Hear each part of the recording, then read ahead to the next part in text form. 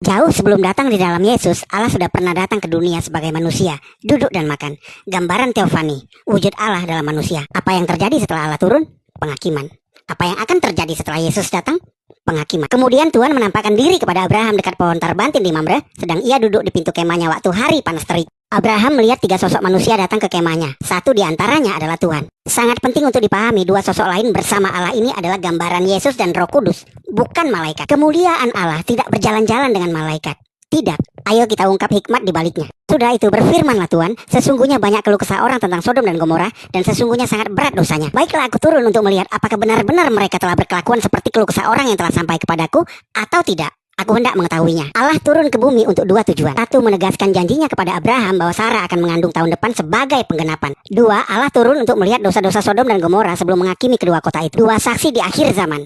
Hukum Allah tentang penghakiman membutuhkan minimal dua saksi. Allah turun ke bumi terkait penghakiman Sodom. Allah mengajak dua saksi, yakni Yesus dan Roh Kudus. Kedua saksi ini adalah gambaran akan datangnya dua saksi sebelum penghakiman di akhir zaman yang dituliskan Yohanes dalam wahyu yang ia terima. Dan aku akan memberi tugas kepada dua saksiku supaya mereka bernubuat sambil berkabung 1260 hari lamanya. Nah, pertanyaan terakhir dan paling penting, dari mana kita tahu bahwa yang datang itu adalah Tuhan Allah memakai wujud manusia? Ketika ia mengangkat mukanya, ia melihat tiga orang berdiri di depannya. Sesudah dilihatnya mereka, ia berlari dari pintu kemahnya menyosong mereka. Lalu sujudlah ia sampai ke tanah. Ketiga pribadi Allah ini tidak melarang Abraham untuk sujud menyembah, membuktikan itu memang Tuhan Allah. Dan kedua lainnya bukanlah malaikat, karena malaikat tidak menerima penyembahan.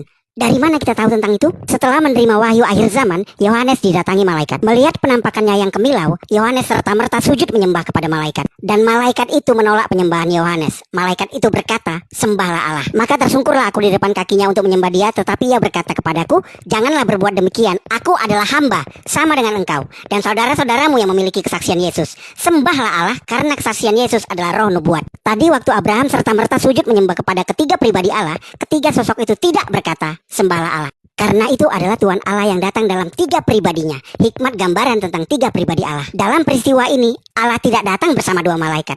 Alkitab tidak mencatat dua sosok itu malaikat. Itu pengajaran yang tidak tepat.